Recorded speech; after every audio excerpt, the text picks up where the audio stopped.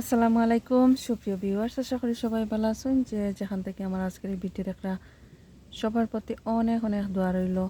নতুন আর একটা gardening blog নিয়ে এলাম, আশা করি সবার ভালো লাগবো। আর যারা গার্ডেনিং ব্লগ ভালো পাইন, তো আজকের ব্লগে শেয়ার করি। আর এই যে কিছু নাকামরিচের গাছ আছে, এগুলা হলো আফ্রিকান রেড গোল নাগামরিচ, যেগুলো round shape, African round shape নাগামরিচের গাছ এগুলা। আর পাকলে লাল হয়ে যায়। তো বেশ কিছু চারা আমার কাছে রয়ে গেছে, এগুলা ফেব্রুয়ারি মাসে চারা করছিলাম। আর এত ছোটো ছোটো চারাগুলো আসিল। যখন আমরা মার্চ এপ্রিল মাসে ট্রান্সপ্লান্ট করি ঘরের ভিতরে নাগামরিচ বা অন্যান্য গাছ, এই সময়টাতে এগুলো ট্রান্সপ্লান্ট করার মতো আসিল না, খুবই ছোটো ছোটো আসিল। তো ভাবছিলাম মে মাসের শেষের দিকে অথবা জুন মাসে মোটামুটি বড় হইব, তারপরেও দেখা যায় বড় হইছে না। তো এইভাবেই পটের মাঝে রয়ে গেছে। আর এখন আগস্ট মাসের আজকে 3 তারিখ। তো ওয়েদার মোটামুটি ভালো আছে।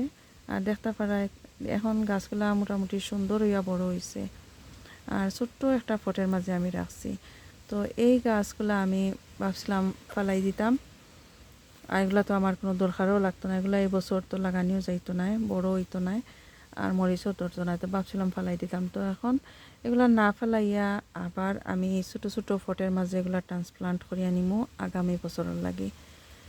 এগুলা ট্রান্সপ্লান্ট করিয়া এখন গার্ডেনে রাখি দিব। রাখার পরে যখন উইন্টার টাইম আইব, অক্টোবর মাস আইব অথবা সেপ্টেম্বরের শেষের দিকে, আমি এগুলা ঘরের ভিতরে রাখি দিব উইন্ডো সিলের মাঝে। তো বেশ কিছু গাছ আছে, সবগুলা যদি নাও বাঁচে কিছু তো বাঁচবো। তো আগামী বছর এগুলা পারফেক্টলি রেডি হয়ে যাব সামার টাইমের লাগি। ঘরের ভিতরে যেগুলা থাকবো আর যেগুলা বাঁচবো এগুলো আগামী বছর লাগি রেডি হয়ে যাব। আর ইয়ারলি এই গাছগুলো আমি লাগাইতে পারবো, আর প্রচুর মরিচ আইব। তো এই বছর যেহেতু লাগাইতে পারছি না গার্ডেনে, আগামী বছর লাগে এই গাছগুলো রাখি দিয়ার। আর কীভাবে ট্রান্সপ্লান্ট করিয়ার আমি এখন শেয়ার করবো। যেহেতু এই গাছগুলো আমি গার্ডেনে রাখি দিব, তখন আমি যে কোনো ধরনের খাবার ইউজ করতাম পারবো, এখানের মাঝে দিতাম পারবো। প্লান্ট ফুড যে কোনো কিছু দিতে পারবো, কোনো অসুবিধা হইতো না। গাছ ছোটো হইলেও কোনো অসুবিধা হইতো না। এখন সামার টাইম, তো আমি একটা মাটি রেডি করি নিয়ার। আর এখানে মাটির মাঝে কিছু সার দিয়া দিমু। আর এগুলা মাটি বলতে এগুলা মাল্টিপারপাস কম্পোস্ট। আর এখানে কিছু ফার্ম ইয়ার্ড ম্যানুয়ার আছে, দুইটা মিক্স করি আমি এখানে রাখছি। এই মাটির মাঝে এখন কিছু চায়ের পাতা দিমু। যে চায়ের পাতাগুলো আমি ইউজ করছি, করার পরে পাতাগুলো না ফালাইয়া এভাবে শুকাইয়া রাখছি। চা খাওয়ার পরে কিছু চায়ের পাতা দিমু। সাধারণত ঘরের ভিতরে আমরা যে ট্রান্সপ্লান্ট করি উইন্টার টাইমও, এই সময় শুধু কম্পোস্ট ইউজ করি, কোনো ধরনের খাবার ইউজ করি না।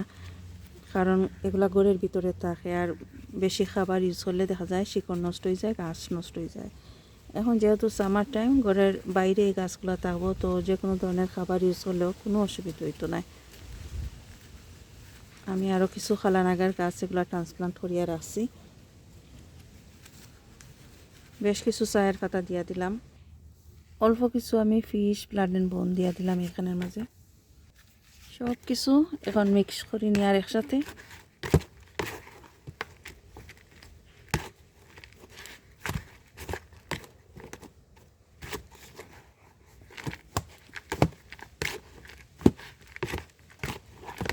তো মিক্স করা হয়ে গেছে।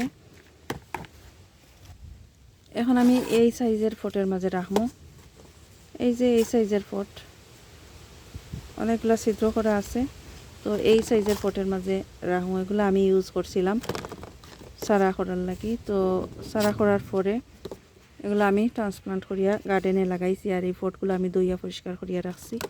তো এগুলোর মাঝে আমি এখন লাগাইব। এখন প্রতিটা ফটের মাঝে আমি এইভাবে মাটি নিমু, তারপরে একটু চাপ দিয়ে দিয়ার, যাতে মাটিগুলা নিচের দিকে না যায়। যখন আমি পানি ইউজ করি, পর্যাপ্ত পরিমাণে আমি মাটি দিয়ার।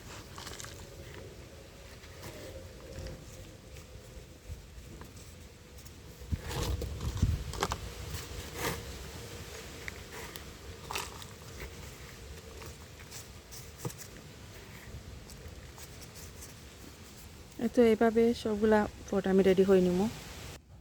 এই তো কয়েকটা পটের মাঝে আমি মাটি রেডি করে নিছি। এখন গাছগুলো আমি একটা একটা করে এই পটের মাঝে লাগাইমু। প্রথমে সবগুলা গাছ আমি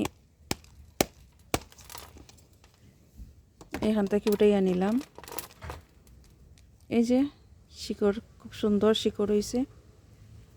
তো এখান থেকে আমি আলাদা আলাদা করিয়া নিমু প্রতিটা গাছ। মাটি অলরেডি ভিজা আছে, এই কারণে শিকড়গুলা নষ্ট হইতো না। তো এইভাবে একটা একটা করে আমি এখানের মাঝে একটু গর্ত করে এভাবে নিলাম। নেওয়ার পরে বিসমিল্লাহ এই চারাটা দিয়া দিলাম। উপর দিকে আরও কিছু মাটি আমি দিয়া দিয়ার।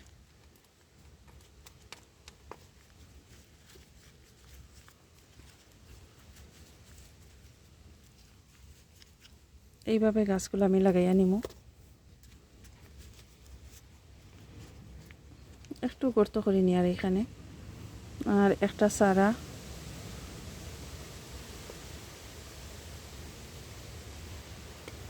আর একটু গর্ত করে নিলে আরও বালা। এই যে সুন্দর করে এইভাবে রাখিয়া উপর দিকে আরও কিছু মাটি আমি দিয়ার। আর মাঝখানেও আনিয়ে রাখি আর ফোটের। আর এইভাবে আর দিয়ে একটু একটু চাপ দিয়া দিলে গাছের গোড়াটা শক্ত মজবুত হইয়া থাকবো মাঝখানের মাঝে। এই তো প্রতিটা গাছ ঠিক একইভাবে আমি লাগাইয়া নিমু। এই তো সবগুলা গাছ আমি এইভাবে ফটের মাঝে রাখছি। আর এই একটা ফটের মাঝে কয়েকটা গাছ রাখছি, এগুলো ছোটো ছোটো রয়েছে। তো বড় হইলে এগুলো সেপারেট করে নিমু। আর এখানে হলুদ নাগামরিচ এগুলো আসিল ছোটো ছোটো গাছ, এগুলো আমি ট্রান্সপ্লান্ট করিয়া নিছি এইভাবে। এই গাছগুলোর গোড়ার মাঝে আমি অল্প পরিমাণ পানি দিয়ার, যেহেতু এখন ট্রান্সপ্লান্ট করছি। আর ছায়ার মাঝে রাখি দিমু, যেখানে সূর্যের আলো আছে এখানে রাখতাম না, 2-1 দিন পরে সূর্যের আলো যে জায়গাত এই জায়গাত রাখবো। আর এখন যদি সূর্যের আলোর মাঝে রাখি তাহলে দেখা যাইব গাছের শিকড়গুলা নষ্ট হয়ে যাব আর গাছও মরে যাইব। তো ছায়া যে জায়গাত আছে এই জায়গাতে আমি রাখি দিমু এইভাবে। তো যদি ভালো লাগে আমার আজকের এই video please like share and comment করবা। যারা অলরেডি সাবস্ক্রাইব করছেন থ্যাংক ইউ সো মাচ। নতুন যারা আছেন সাবস্ক্রাইব করি আমার চ্যানেলের পাশে থাকবা। এই যে কিছু খালা নাগার গাছ আছে, এগুলো অলরেডি আমি ট্রান্সপ্লান্ট করিয়া নিছি। বড় নাগামরিচের গাছ এই যে দেখতে পারা খালা নাগার গাছ, হলুদ নাগা, তারপরে আছে কেরলিনা নাগামরিচের গাছ, অনেক ধরনের নাগামরিচের গাছ এখানে আছে। তো এগুলা বড় হয়ে গেছে, ফুল আওয়া শুরু হয়েছে, ফুল আর একটা দুইটা নাগামরিচও ধরা শুরু হয়েছে। তো আশা করি আর এই সামারের মাঝে আমার প্রতিটা গাছেই নাগামরিচ ধরবো। আর অবশ্যই শেয়ার করবো অন্য ভিডিওর মাঝে কীভাবে গাছগুলোর মাঝে আমি ট্রান্সপ্লান্ট করছি আর ট্রান্সপ্লান্ট করার পরে কতটুকু বড় হয়েছে।